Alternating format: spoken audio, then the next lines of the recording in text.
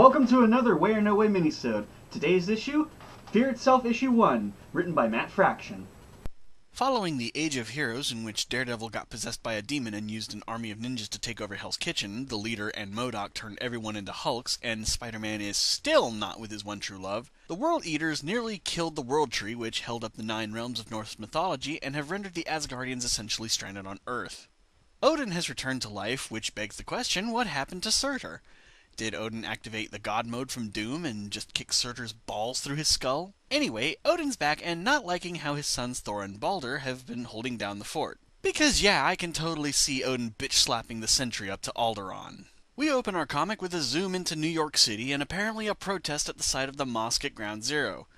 It isn't said explicitly, but anyone who's paid attention to news or politics will figure it out.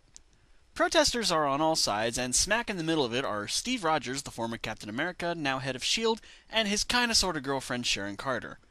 Sharon calls this chaos, Steve calls it democracy, I call it ham-fisted shoving of politics into escapism. Come get your standard issue picket signs. You're not a real protester if you aren't carrying a sign with Latin phrases the meaning of which you have no idea. The right of the public to peaceably assemble doesn't mean you have to do it quietly. But then again, I suppose crowds of people shouting vitriolic venom to the point where you have to call the frickin' brute squad to maintain order is totally what the framers of the Constitution had in mind. I'm on the brute squad. You are the brute squad. One spooked police horse later, and a riot breaks out with Steve and Sharon trying to control the crowd. A reporter actually has the balls to ask Steve what his view on the Ground Zero mosque is, and he basically gives her a look like, Sally Floyd? I thought I smelled dumbass Lois Lane wannabe. Steve gets pelted with a brick, and Sharon asks how they're supposed to stop the riot. Well, of course, my suggestion would be putting the love scenes from Unfaithful on a jumbotron in the middle of town square. I mean, who could argue about politics when you have the opportunity to see Diane Lane topless? We cut to the Antarctic, where Sin, daughter of the Red Skull, is leading a charge of men through an isolated compound full of Nazis. After the Nazis have been slaughtered, Sin finds the magical hammer of Skadi, whom Wikipedia tells me is a Norse goddess of the hunt. Touching the hammer, her dialogue begins to fade. I can only imagine some of the words she might be saying.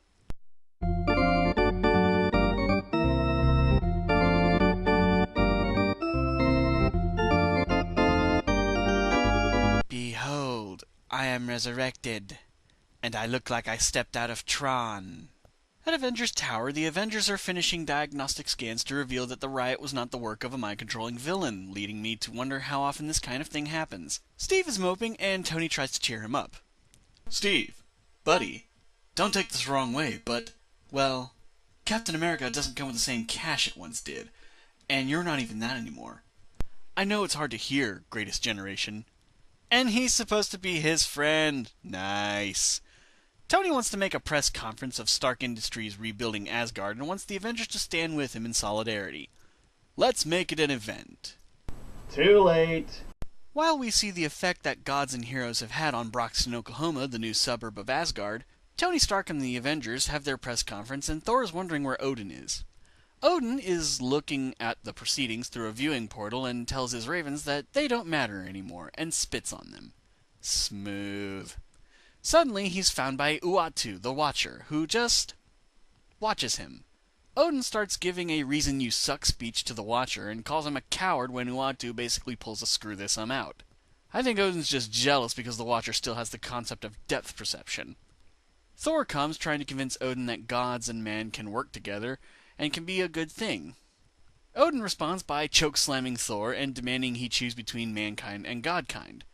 Thor chooses mankind, and Odin just walks away.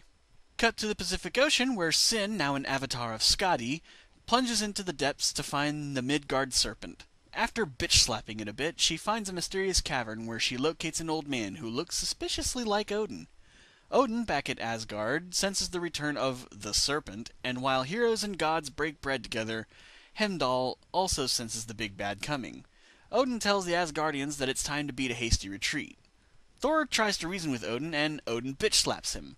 Having had enough deity domestic abuse, Thor clocks Odin with Mjolnir and tells Odin they're staying. Odin then renounces Thor's worthiness to his own hammer, making it drop. Thor tries to fight Odin hand-to-hand, and that goes as well as you'd expect. Odin orders Thor be brought with them in chains. The heroes are helpless as Odin takes his people across a rainbow bridge to Asgard space. Skadi and the god of fear realize Odin knows about their resurrections and decides to make the world fear them. How do we make an entire world tremble at your presence? Just ask her. Skadi's master said he'll summon the worthy, and over at NASA several bogies are entering the atmosphere, landing in various parts of the planet.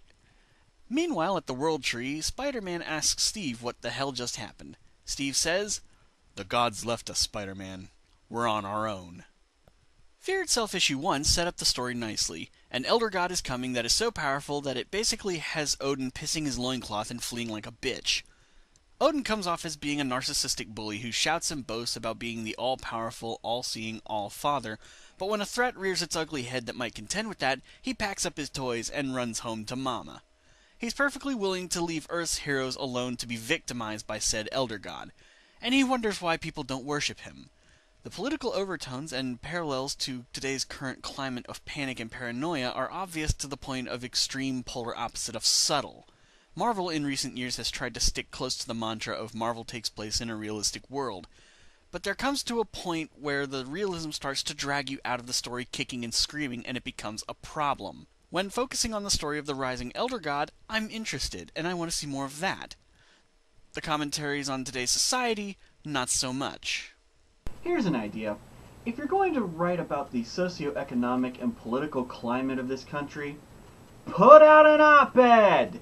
Or put a blog in the Huffington Post!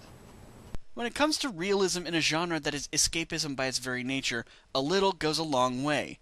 But Fear Itself decides to hit us over the head with political commentary and it takes me out of the story.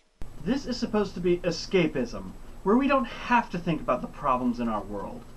When we see that the world we're escaping to has the same problems as ours and sucks almost as much, we want to leave that world as quickly as possible. That being said, Fear Itself sets up the story overall pretty nicely, despite the completely anvilicious political rhetoric. And that'll do it for this episode of Way or No Way. Check back next time.